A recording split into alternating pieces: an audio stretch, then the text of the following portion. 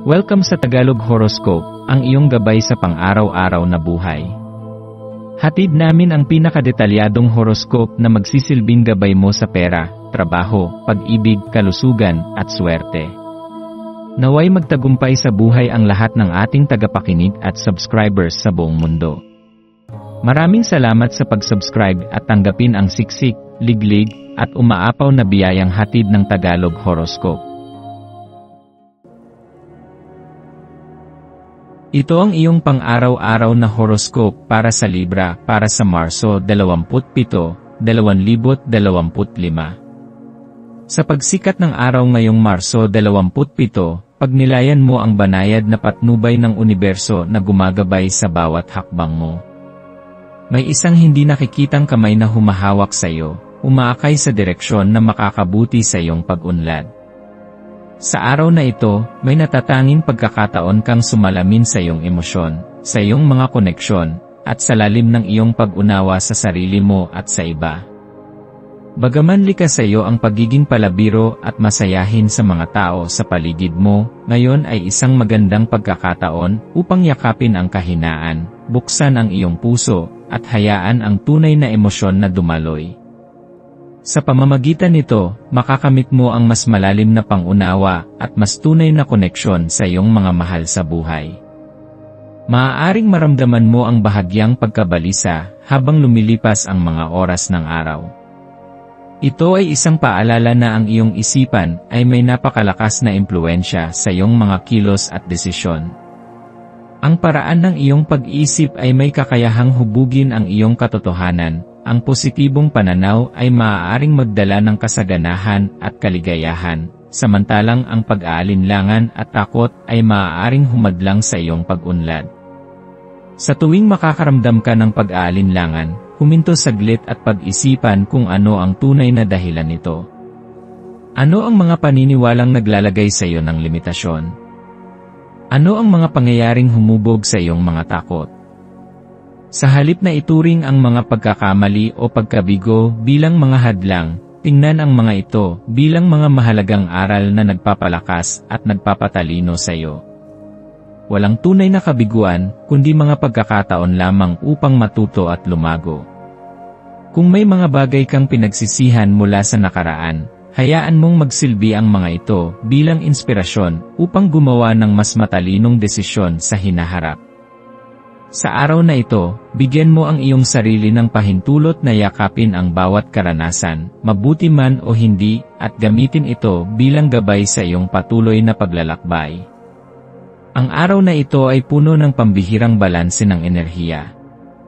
Mapapansin mong may isang hindi maipaliwanag na harmonya sa paligid mo, isang uri ng pagkakaisa na nagdadala ng kapanatagan at pag-asa.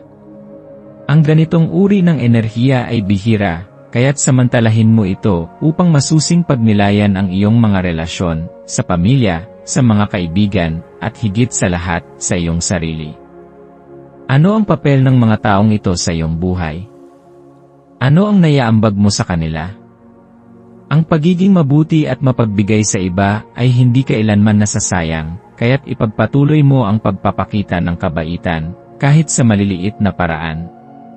Huwag matakot na magbigay, mag-alay ng oras, o magsakripisyo para sa mga mahal mo sa buhay.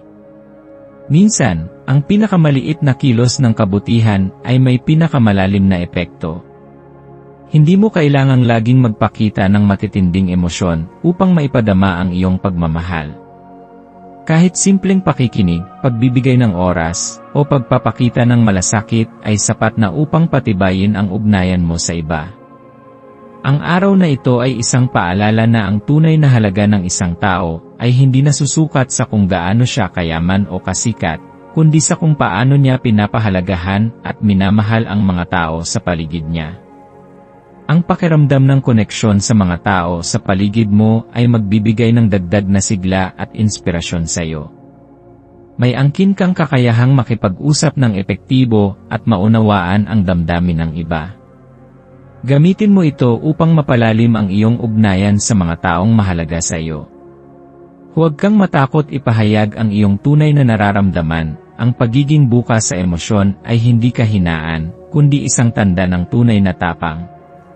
Kapag pinahahalagahan mo ang iyong sariling damdamin at hinahayaan mong lumabas ang iyong tunay na sarili, mas lalong mapapalapit sa iyo ang mga taong tunay na nagmamahal at nagpapahalaga sa iyo. Tandaan na ang mundo ay isang salamin ng enerhiya na inilalabas mo. Kung ikaw ay naglalabas ng liwanag at positibong enerhiya, ito rin ang babalik sa iyo. Kung ikaw ay puno ng pagdududa at negatibismo, maaaring ito rin ang dumapo sa iyong karanasan. Kaya't sa araw na ito, piliin mong maging bukas, masayahin, at puno ng pagmamahal. Ikaw ay isang ilaw sa buhay ng iba, hayaan mong ang iyong liwanag ay maging inspirasyon sa kanila. Ang iyong maswerteng kulay sa araw na ito ay asul. Ang asul ay sumisimbolo ng kapayapaan, katatagan, at malinaw na pag-isip. Kapag isinama mo ang kulay na ito sa iyong damit o sa iyong paligid, madarama mong mas kalmado at mas mahinahon ang iyong isipan. Ang iyong maswerteng numero ay 5, 16, at 32. Ang 5 ay sumasalamin sa pagbabago at kalayaan, na nangangahulugang ngayon ay magandang panahon upang subukan ang isang bagong bagay o lumabas sa iyong comfort zone. Ang 16 naman ay kumakatawan sa espiritual na paggising at kaliwanagan ng isipan. Samantalang ang 32 ay nagdadala ng swerte sa aspeto ng komunikasyon at relasyon, isang senyales na ang bukas at matapat na pag-uusap ay maaaring magdala ng positibong pagbabago sa iyong buhay. Ang maswerteng gawain para sa araw na ito ay ang paglalaan ng oras upang mas mapangalagaan ang iyong emosyonal na kalusugan. Maaari mong gawin ito sa pamamagitan ng pagsusulat sa isang journal, pagmumuni-muni, o pakikipag-usap sa isang taong pinagkakatiwalaan mo.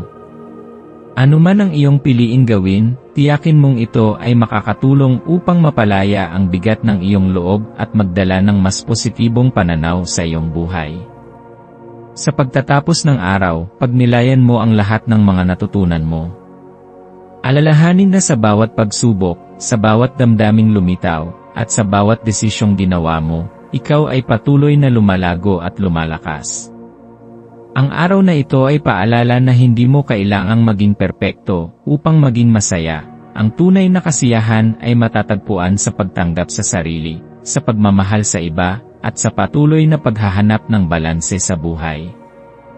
Ikaw ay may kakayahang hubugin ang iyong sariling kapalaran. Ang mga desisyong gagawin mo ngayon ay may epekto sa hinaharap, kaya piliin mong gumawa ng mga hakbang na magdadala sa iyo sa landas ng kasiyahan, kasaganahan, at kapayapaan. Patuloy mong yakapin ang positibong enerhiya na bumabalot sa iyo, at hayaang ito ay magdala ng liwanag sa iyong hinaharap.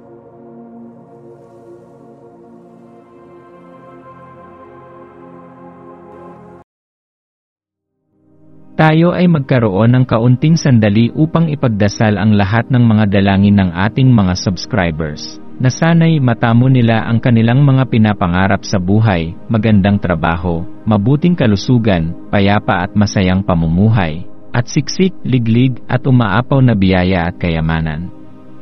Ipinagdarasal namin ng mataimtim ang lahat ng mga komento sa nakaraang video, at hinihiling namin, Panginoon, na pagpalain mo ang ating mga subscribers ng masayang buhay sa mundong ibabaw. Maraming salamat po. Maaari kayong mag-subscribe sa aming channel na Daily Prayer, kung saan nag-a-upload kami ng pang-araw-araw na Catholic Gospel readings, reflections, at daily rosary reading para sa lahat ng misteryo ng araw. Tulungan ninyo kaming buuin ang community na ito at mag-subscribe na. Ang link ay nasa description box. Maraming salamat sa panonood ng iyong horoscope ngayon araw. Naway gabayan ka ng mga bituin sa iyong landas. Huwag kalimutang mag-like, share, at subscribe para sa iba pang cosmic na kaalaman. Hanggang sa muli, manatiling konektado sa universo.